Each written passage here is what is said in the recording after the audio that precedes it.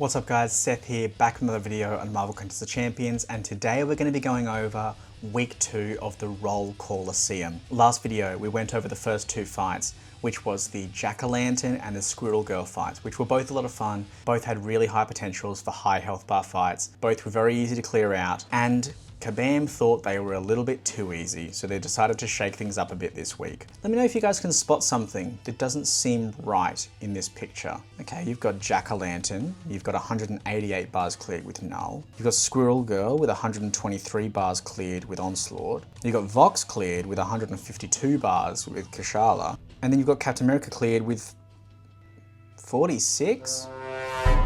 That's a bit odd, isn't it? That's a bit strange. We'll have a look at that later, but in the meantime, let's go over Vox. Vox is a lot of fun. He's another one of those champions where you've got a very high potential for high bars of damage, especially with the right counter. So what does it look like for Vox's nodes on this fight? So same as all the Coliseum fights, you've got the rotating health bars where you clear one bar, another bar is going to be put in its place, and your goal is to clear as many bars as possible. And the way you really ramp up on this Vox fight is that when you nullify a buff, you're going to gain your Fury buff that way. The benefit of Vox being the defender, he gains a hell of a lot of buffs, but you need a fairly specific counter with how you're getting around that, because you want to be able to nullify a lot of buffs. You know, within a 5-minute gap, you want to be nullifying 100 buffs. And if you're using a champion that only nullifies 1 buff per special attack, it's just not going to cut it. So that's where you really need to go through your roster and find some champions that have access to a lot more nullify than the average Mystic might. Vox also gains the aggression node, which is for precision. So every 2 seconds, he's going to gain a precision passive. Obviously as a passive, you're not going to be able to nullify that through regular means, so that's just going to stay on there. But when he's struck, you're going to reset the timer and remove a stack. So you typically don't really have to worry about that unless you're getting hit. And the other thing is when he's knocked down, he's also going to gain a cruelty buff. This one isn't a passive though, so you can use this to your advantage. If you're using a champion who's nullifying a lot, which you should be, you're going to be able to use that for your ramp even more to get more furies and nullify more buffs. So if you're not familiar with Vox, he basically has a buff ability built into his kit where he gains a bunch of buffs. He's going to gain a lot more buffs as an attacker, but as a defender, he's going to be regularly gaining what's called non-corrupted buffs. These non-corrupted buffs are indefinite. So if you're using a champion that you're trying to ramp up for a long time before nullifying, then you still can do that because these buffs aren't going to drop off. They're just going to keep stacking up to a limit of 10 per buff. If you haven't fought Vox much, it's going to take some getting used to, especially around his special 1. The special 2 is very easy to avoid. He's got very limited defensive abilities outside of that, but the special 1 is what might catch you out a bit. Vox has an initial hit, but then he also has a very long beam of light that he shoots out as well. Similar to sort of evading a Cyclops special attack, but it's very punishing. Because with Vox, especially in this fight, when you're trying to nullify a lot of buffs, you want Vox to have a lot of buffs. If he clips you with the last hit of his special 1 or special 2, he's going to instead turn all of those buffs on himself into degenerations on you, which is bad for 2 reasons. 1, you're now degenerating, you're now losing a lot of health. But 2, he's lost all of the buffs that you are potentially building up to be able to nullify, to be able to ramp your champions. So it's very key to be used to evading his special attacks, because not only are you going to take damage for it, but it's going to slow down your ramp a lot if you end up getting punished by it. If you're not used to special 1s, you can play around it a bit more and try to push into special 2s more. The special 2s are really easy to avoid, but obviously you might be taking some blocked hits, or you might just be spending extra time building him up to that special 2. In a fight like Apex Coliseum, time doesn't matter, you're not being timed. But in these ones, you only have 5 minutes per round. So if you're trying to get in as much damage as possible in 5 minutes, you don't really have time to be wasting it by holding your block and building him to a special 2. You're wanting to be evading those special 1s to get the most amount of damage possible. So if you don't know about Vox, practice on some of the lower levels, get used to your special 1, and then you'll be able to get a lot better results once you're proficient in that. So who are some good options for this fight? Same as the last video, I'm going to go over this fight with the 4-star options, just because I've got a decent roster with the 4 stars to be able to kind of show what champions I think are best and at that sort of power level. And then you can go through your roster and see who you think is a good option that you might have ranked up already. Or ideally, my goal out of these videos is for you to learn how to find the right option for this fight, for you to learn the nodes and for you to learn the abilities so that you can look through your roster, find a champion that fits that requirement, that is already ranked up potentially, and get to know these champions a bit better and overall build how good you are at this game. Now, first champion I'm going to go over, bit of a fun one, bit of a throwback. That is the original Scarlet Witch. Now, obviously, Scarlet Witch is a bit of a trophy champion. You might not have her as a 7-star. I don't think I have her as a 7-star even. But for the lower tier options for this fight, Scarlet Witch is just a lot of fun. There's not a lot of opportunities to use the older champions in these current day matchups. And when there's an option to use a Nullify champion, Scarlet Witch has access to a very, very, very straightforward Nullify. If you're somehow not familiar with Scarlet Witch, considering she's been in the game the entire time as well, she basically will nullify a buff off of the defender when she hits them with a critical hit. So, because of that, because of there being no requirement on ramping the champion to be able to nullify buffs or using specific special attacks to nullify buffs, it gives you access to some very, very quick and fast damage. The one sort of shortcoming of Scarlet Witch is that she doesn't really have a lot of damage over time, which is what these CALL-ISEUM fights really, really love. But as an option to get in there and quickly do some damage, Scarlet Witch is a really, really good option. Her animations are very simple, her special attacks are very straightforward, her ramping is very, very easy. If you're not very confident in this fight, or you want to learn Vox's special attacks whilst you're also clearing the lower tiers, a Scarlet Witch is a lot of fun, and you're going to be able to get used to those abilities and get used to that whilst also clearing for some of the lower rewards and having a lot of fun with remembering what Scarlet Witch was like before 12.0 as well. Scarlet Witch is another one of those champions that was wronged as well, and I would love to see another version of her.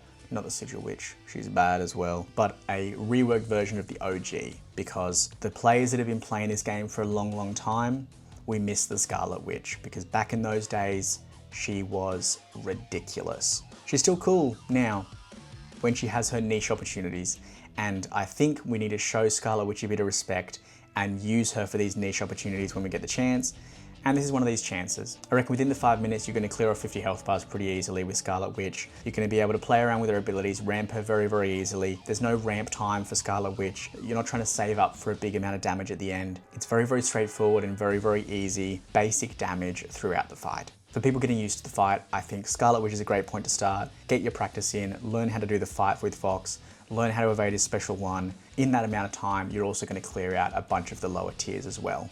Now, this video is apparently just all throwbacks because another champion that I love to use when given the opportunity is Symbiote Supreme. Symbiote Supreme is one of these champions that when he fits right, he is awesome.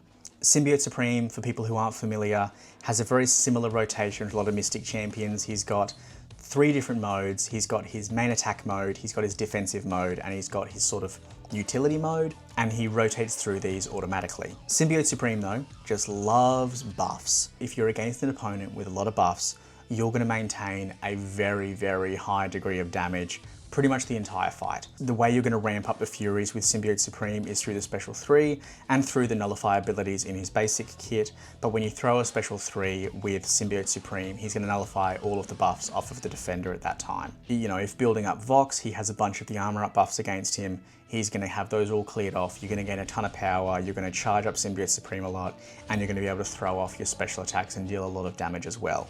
So, how to do the fight with Symbiote Supreme? Symbiote Supreme's damage stage is the little purple knife icon. What that means is basically, in the damage stage, he's also going to inflict a bleed debuff on all of his hits. And then, if you're in that stage, he's also going to inflict armor break debuffs on his special 2, which is where you're going to get a lot of access to the much higher damage and the much higher, not only hit damage, but also bleed damage. You can get very, very specific with how you play Sim Supreme. If you want an in-depth guide about Sim Supreme, then let me know as well. I'd be happy to do one for him. He's an absolute legend. But for this fight, you don't really have to worry about it too much because the amount of buffs that you're clearing off of Vox is going to maintain his very high power regardless.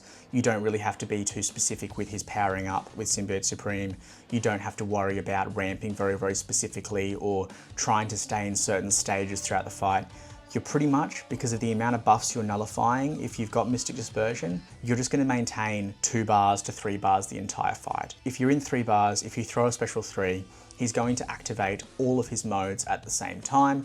So if you're not familiar with him and you don't know the specific nodes, if you throw a special 3, you don't have to, because you're going to have them all active at the same time. All your goal is really with Sim Supreme hit Vox up until he has a decent amount of buffs on him, throw the special 3 to be able to gain all of your modes up at the same time, and then try to throw as many special 2s within all of the 3 modes being active as you possibly can, because that's how you're going to get all the armor breaks. The purple stage, the Set's Fang stage, which is where you're also going to put bleed debuffs on the opponent with just your basic attacks as well, so you can get in a lot of damage on there too if you're doing just your basic combos into them at that point while you're still building up your power, and just rinse and repeat, and you're going to clear this fight very easily. If you've got a high rank Sim Supreme, if you have him as a 7-star, you'll be able to do this fight within a couple of runs as well. So overall, excellent option. Now the next and last champion I'm going to talk about is the best champion for this fight. There is no debate, she is the best option, and that is Kushala. Kushala has access to probably the most ridiculous nullifier in the game, I would say, if not at least allows her to use Ridiculous Nullify to gain ridiculous amount of damage as well. If you're not familiar with Kushala, you're going to use your basic attacks to inflict the little orange Incinerate buffs on the defender. These little orange buffs then basically allow you to have extra buffs to nullify to then turn into Incinerates with the special 1. You want to be ending your combos in a light attack as well, as you've got a higher chance to get more of those Incinerate buffs, as they're a higher rate to get those on light attacks.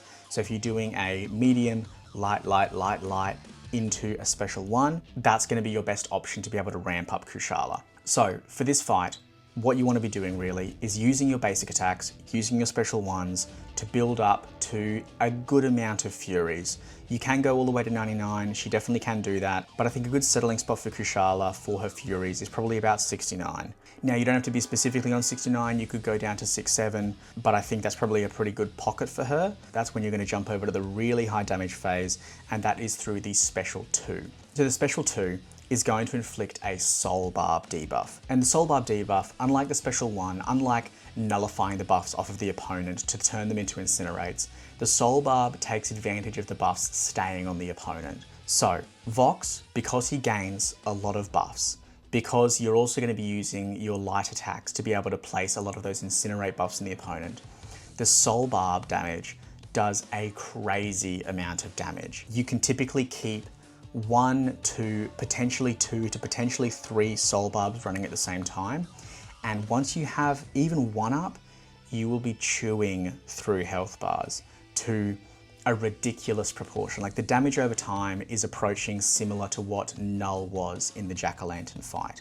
So crazy potential for damage over time. Kushala is one of those champions where you definitely can be a brilliant Kushala player, and you can be an average Kushala player like me. There's ways to optimize this fight if you want to look more into Kushala's kit, but for the baseline thing, if you're not trying to learn Kushala that much yet, and you just want to get this fight done, standard practice is use exclusively special 1s to be able to build up your Furies, then use exclusively special 2s to unlock all of the really high damage potential. Now, as I mentioned at the start of the video, Vox, if you don't know how to avoid his special attacks, can be very punishing for Kushala, because if you spend all of your time going through your basic attacks, going through your special 1s, building up all of those Incinerates, building up all of that power to build up all your Furies, and then you get clipped with a special 1, all of the buffs that your Soul Barb is using to apply damage to Vox are instead degenerates on you, and he removes all of the buffs off himself. That's where you're pretty much going to shut down your damage output, and you're going to have to start that cycle again. So that's why using other champions, getting used to Vox's special 1 and avoiding that is going to be very beneficial to this fight, because it does not feel good slipping up with Kushala. So get used to the specials, get around the special 1, and then hop in with Kushala. And then once you get to a certain point where you're comfortable playing Kushala and you're comfortable around those special 1s, she will solo every round. Kushala is the best option. I have no doubt in my mind. If you want to suggest someone else, put it in the comments below, but Kushala is going to carry you in this event. Now, there's an eyesore on this screen. The next fight, the Captain America fight. Kabam thought, you know what, 230 bars against Jack-o'-lantern, 352 bars against Squirrel Girl, 237 bars against Vox. That's too much fun. We don't want our players having fun. We want to give them a glancing Captain America with the slowest ramp of any Coliseum fight ever. And so they did. Captain America's abilities, the standard Coliseum nodes, but the way that you ramp up is through your combo meter. What that means is when your combo gets to a multiple of 10, you're going to gain a Fury passive. If you can remember correctly, the fully ramped up champions that we've been using previously in this event get up to 99 Fury passives. So what Kabam is suggesting is that within a 5-minute fight, you should be shooting for 990 combo meter. Outside of that, it's a pretty straightforward fight. He's also going to gain every 12 seconds an unstoppable buff. If you're far away from him, you're going to gain it instead. His combos are very easy to avoid. He's very easy to intercept. He's very easy to avoid his special attacks. The only other annoying thing that is also going to slow down this fight though, is that Captain America is a glancing champion. Now, if you don't know about glancing and you don't know about Cap's abilities, he basically gains physical resistance and energy resistance based on the charges that he has active on him. And he also gains an ability to glance hits, which is going to reduce your damage output, it's going to reduce the overall bars you're clearing, and it's going to reduce your overall fun. So, the champions that I think you should be sticking to. Number one, you want a champion that has a high amount of hits. I'm talking like more than 5 hits in their combo, or a way to increase their combo meter. You also want a champion that deals damaging debuffs, to be able to then get around that kinetic shield and be able to avoid that glancing. So who are some good options for this fight? And when I say good, I mean good for the fight that we've been given. These champions are not going to be clearing the bars that the other champions have been in the previous fights. This one is more of a slog. And it's a shame because this fight is probably going to turn some people away from doing CALL-ISEUM and they might not even hop back in for the 3rd week. So hopefully Kabam learns from this, and hopefully next week is going to be back to just the big damage champions that we all know and love from the previous ones. But anywho, if you're going to get through this fight, if you want the rewards like I do, who should you be using? First option I'm going to go over is Hitmonkey. So Hitmonkey, unlike what I said for the first requirement, doesn't have a combo meter outside of 5 hits, but he does have access to a special attack that deals a lot of hits, as well as a heavy attack that deals a lot of hits. So I thought that he might be a good option alongside all of the bleed debuffs that he's going to be inflicting too, and he turned out to be okay. I think when we say that champions are okay in this one, and then when champions are viable options, it's because they're getting the 30 to 40 bars. Unfortunately, you know, previously in other fights, an okay champion was getting 100 bars, if not more, and now they're getting a third of that. So you are going to be spending more time on it. But I think overall, Hitmonkey is still a decent option. You're pretty much just going to want to stick to your Special 2 exclusively, because that's where there's going to be a bunch of hits, and that's where you're going to bump up your Furies even more. Outside of that though, it's a very straightforward fight. Hitmonkey's going to inflict bleeds, he's going to have some damage over time from that, but the majority of his damage is going to come from the Furies and building up that damage throughout your combo meter. Captain America Infinity War's special attacks are very straightforward to be able to heavy counter as well. So if you want a heavy counter, especially with Hitmonkey, he's got a really high hit heavy counter as well. So he's going to be able to bump up that combo meter a lot more too. To put it into perspective to the other fights, I spent the full 5 minutes in this fight with Hitmonkey, and I got to 25 Furies. With a specifically picked champion that had a high amount of hits and bleeds to avoid the glancing, you're telling me you can only get to a quarter of the ramp? That's a node problem, that's a fight problem, not a champion problem. If you're seeing champions not put up many bars for this fight, it's not because they're bad champions, it's because it's a bad fight. Let me know what you think of the fight in the comments below though. Let me know if you're frustrated as I am with this one because they've taken away our fun. But we're still gonna get through it and we still want those rewards. So let's move on to the next option that I think you should be using. So the next choice that I'm gonna put forward as an option is Black Cat. So Black Cat, very, very similar reason as to why I chose Black Cat, but she has access to a higher combo meter than Hitmonkey, as well as the bleed debuffs as well. Black Cat's bleed debuffs are going to stay impacted on the defender for a lot longer, so there's some more access into the damage over time. The only issue is that with Black Cat's ability accuracy, I think it is impacting the Furies. So you'll see I'm at 70s for the combo meter right now, and I've gained 4 Furies. I don't know what's happening there, but it seems to be like half of the amount that you're gaining with Black Cat. Fortunately, she's still a champion that has a lot of hits, so it mitigates that a little bit, and you'll be able to deal some decent damage with Black Cat, given her abilities too. But I think there's something interacting there as well, and something's going wrong too. So if you find that's happening for you as well, let me know in the comments, but there's definitely something going wrong on a fight that is already annoying. Great work again, Kabam, you've really nailed it this week. But overall, this is just a fight that you need to get done. It's not a fight that you're gonna have fun in. It's not a fight that you're gonna get big bars in. It's not a fight that you're gonna particularly enjoy, or you're not probably gonna have that many options for it. So using Black Cat, using Hitmonkey, and honorable mention, Black Widow Deadly Origin. Not many people have her ranked up. I've got her ranked up to rank 4. Don't do what I did, but she's an option for this fight as well. Similar sort of premise, same sort of thing of having a high combo hit rate and also having access to easy debuffs through her shock abilities. But this fight is honestly the most boring fight of CALL-ISEUM. I don't really have much more to say about it.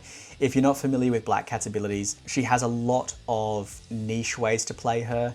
In this matchup, don't worry about it. Honestly, just use her special 1s, use her special 2s. Both of them have a decent amount of hits in each, because that is really the only goal of this fight, is to get as many hits in as possible.